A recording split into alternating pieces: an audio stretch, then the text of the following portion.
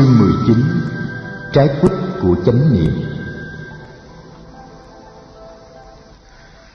Trưa hôm ấy, khi mang cơm vào rừng cho Sa môn Tất Đạt Đa, Tu Già Đa thấy ông đang ngồi dưới gốc cây bồ đề, đẹp như một buổi sáng mai. Nét mặt ông rạng rỡ, toàn thân ông tỏa chiếu sự an lạc và thanh tịnh. Đã hàng trăm lần Tu Già Đa trông thấy cảnh tượng vị Sa môn ngồi tĩnh tọa trang nghiêm, hùng tráng và đẹp đẽ dưới gốc cây bồ đề. Nhưng hôm nay, cô bé cảm thấy một điều gì rất khác lạ. Nhìn Tất Đạt Đa, Tu Già Đa tự nhiên cảm thấy tất cả những buồn lo của mình tan biến, và niềm vui phát hiện trong lòng cô như một ngọn gió mùa xuân. Cô có cảm tưởng rằng cô không còn ham muốn hay mơ ước một cái gì trên cuộc đời này nữa. Tất cả vũ trụ như đã trở nên hoàn toàn tốt lành, hoàn toàn đẹp đẽ, và trong nhân gian không ai cần phải nhọc nhằn lo lắng nữa. Tu Già Đa tiến tới mấy bước, đặt thức ăn xuống trước vị Sa môn, rồi sụp xuống lại. Cô bé cảm thấy rất an ổn và nhận ra rằng niềm an lạc và thanh tịnh của thầy đã tỏa chiếu và đi vào trong con người cô. Tất Đạt Đa mỉm cười nhìn Tu Già Đa. Ông nói: "Con ngồi xuống đây. Thầy cảm ơn con đã cúng dường cơm nước cho thầy trong suốt thời gian 6 tháng. Hôm nay là ngày vui nhất của thầy, bởi vì đêm qua thầy vừa tìm ra đạo lớn. Con hãy vui mừng đi. Mai mốt thầy sẽ ra đi để chỉ bày cho mọi người con đường thầy mới tìm ra được." Tu Già Đa nhìn lên ngạc nhiên: "Mai mốt thầy sẽ ra đi, thầy sẽ bỏ chúng con sao?" Tất Đạt Đa cười hiền hậu: "Mai mốt thầy sẽ ra đi, nhưng thầy sẽ không bỏ các con. Trước khi từ giã các con, thầy cũng sẽ dạy cho các con đường thầy mới khám phá." Tu Già Đa chưa được yên tâm. Cô bé định hỏi thêm, thì Tất Đạt Đa đã nói tiếp: "Thầy sẽ ở lại đây với các con ít ra cũng là 1 tuần trăng nữa. Thầy sẽ dạy đạo cho các con, sau đó thầy mới lên đường. Nhưng như vậy không có nghĩa là thầy sẽ xa các con mãi mãi. Thỉnh thoảng trên đường hành đạo, thầy sẽ ghé thăm và chơi với các con." Nghe nói Sa môn sẽ ở lại 1 tuần trăng trước khi lên đường, Tu Già Đa mới tạm yên trong dạ. Cô bé quỳ xuống, mở gói lá chuối và dâng cơm lên. Tất Đạt Đa thọ trai, trong khi Tu Già Đa ngồi một bên im lặng. Thỉnh thoảng cô bé lại ngước lên ngắm nhìn vị Sa môn đang thong thả bẻ từng miếng cơm nhỏ chấm vào muối mè để ăn. Cô thấy lòng hân hoan không biết chừng nào mà kể. Thọ trai xong, Tất Đạt Đa bảo Tu Già Đa đi về và hẹn xế chiều sẽ gặp lại cùng với bọn trẻ trong xóm.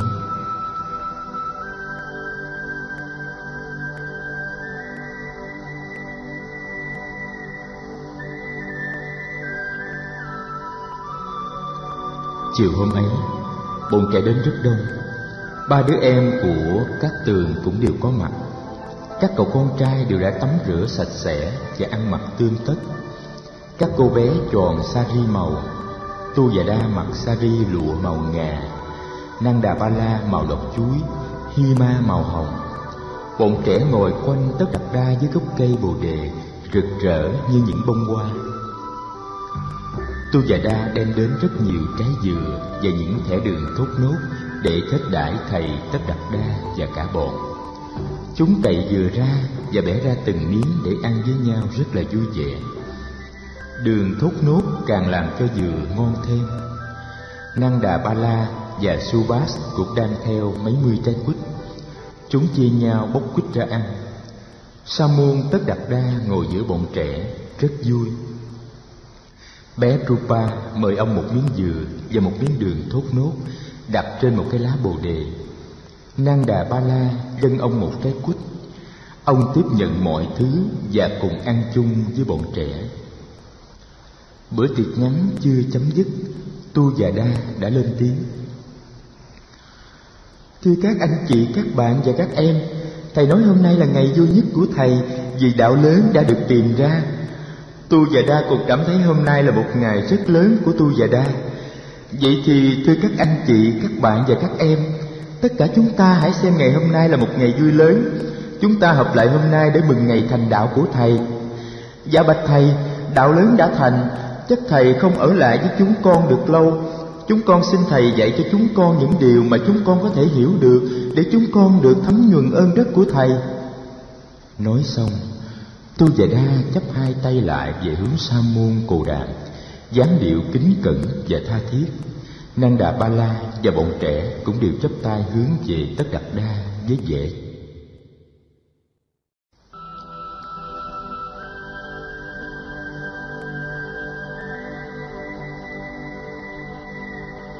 Các con là những đứa trẻ thông minh, thế nào các con cũng hiểu và làm theo được những lời ta dạy. Đạo lớn mà ta tìm ra rất sâu kín và dị màu, nhưng nếu người nào chịu học hỏi hết lòng cũng có thể thấy và hành theo được. Con đường ta tìm ra được gọi là con đường tỉnh thức.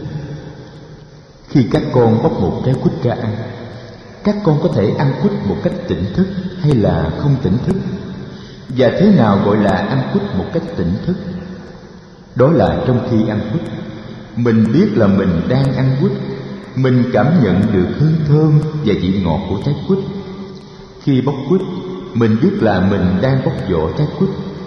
Khi gỡ một múi quýt bỏ vào miệng, mình biết là mình đang gỡ một múi quýt bỏ vào miệng.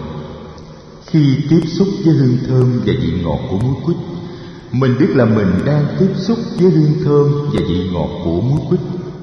Trái quýt mà chị Nanda Đà Ba La vừa tặng cho Thầy hồi nãy có tất cả là 9 múi.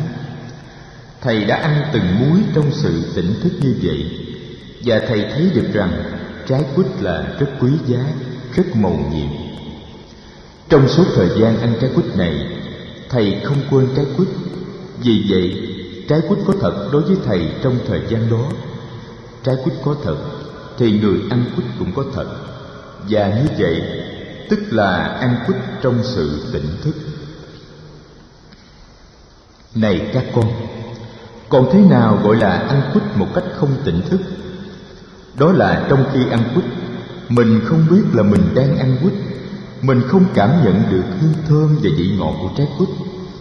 Khi bóc vỏ trái quýt, mình không biết là mình đang bóc trái quýt. Khi gỡ một múi quýt bỏ vào miệng, mình không biết là mình gỡ một múi quýt bỏ vào miệng. Khi tiếp xúc với hương thơm và vị ngọt của múi quýt, mình không biết là mình đang tiếp xúc với hương thơm và vị ngọt của múi quýt. Ăn quýt như thế thì không thấy được sự quý giá và mầu nhiệm của trái quýt. Ăn quýt mà không biết là mình ăn quýt thì trái quýt không thực sự có mặt. Trái quýt không thực sự có mặt thì người ăn quýt cũng không thực sự có mặt. Các con, đó là ăn quýt mà không có sự tỉnh thức. Này các con, ăn quýt trong tỉnh thức có nghĩa là trong khi ăn quýt, ta tiếp xúc thực sự với trái quýt. Óc ta không suy nghĩ dẫn dơ đến những chuyện khác, chuyện của ngày hôm qua, chuyện của ngày mai. Vì tâm ta an trú trong giờ phút hiện tại, cho nên trái quýt mới thực sự có mặt. Như vậy, sống trong tỉnh thức tức là sống trong giây phút hiện tại, thân và tâm an trú trong giây phút hiện tại. Người tu tập phép tỉnh thức khi cầm trái quýt trong tay và khi nhìn vào trái quýt có thể thấy được những điều mà người khác không thấy. Nhìn trái quýt trong tỉnh thức, các con có thể thấy được cây quýt. Các con có thể thấy được cây quýt nở hoa trong mùa xuân. Các con có thể thấy được ánh nắng và giọt mưa đang nuôi lớn trái quýt. Nhìn sâu hơn nữa, các con có thể thấy được muôn vật trong vũ trụ đang tiếp tay nhau để làm cho trái quýt có mặt. Nhìn một trái quýt như thế, người tu tập phép tỉnh thức có thể thấy được sự mầu nhiệm của vũ trụ và đồng thời thấy được sự giao tiếp trùng trùng của mọi vật trong vũ trụ đối với nhau. Này các con, đời sống hàng ngày của chúng ta cũng giống như một trái quýt. Nếu trái quýt có thể có 9 múi hoặc 10 múi hay 12 múi thì mỗi ngày cũng có 24 giờ, mỗi giờ là một múi quýt. Sống một ngày 24 giờ cũng như ăn cả một trái quýt. Con đường mà ta tìm ra là con đường sống tỉnh thức suốt 24 giờ một ngày. Thân và tâm luôn luôn an trú trong hiện tại. Ngược lại, tức là sống trong quên lãng. Sống trong quên lãng tức là sống mà không biết là mình sống, sống mà không thật sự tiếp xúc với sự sống, bởi vì thân tâm mình không an trú trong hiện tại. Nói tới đây, Sa môn Cồ Đàm gọi: "Này Tu Già Đa!" "Dạ." Tu Già Đa chắp tay nhìn lên chờ đợi. "Con nghĩ sao? Khi một người biết sống tỉnh thức, người ấy làm nhiều lỗi lầm hay ít lỗi lầm?" "Bạch thầy, khi một người biết sống tỉnh thức, người ấy rất ít phạm vào lầm lỗi. Mẹ con thường dạy, làm con gái con phải có ý tứ khi đi, khi đứng, khi nói, khi cười và khi làm việc. Con thấy rằng sống có ý có tứ cũng như sống tỉnh thức. Nếu con để tâm vào công việc, nếu con có ý có tứ trong khi đi, khi đứng, khi nói, khi cười, thì trong đời sống hàng ngày con tránh được những ý nghĩ, những lời nói và những hành động khác có thể gây nên sự đổ vỡ và làm cho kẻ khác phiền lòng."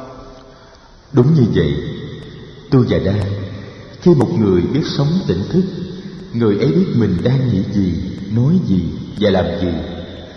Và vì vậy, người ấy có thể tránh được những ý nghĩ, lời nói và động tác có thể gây nên khổ đau cho mình và cho kẻ khác.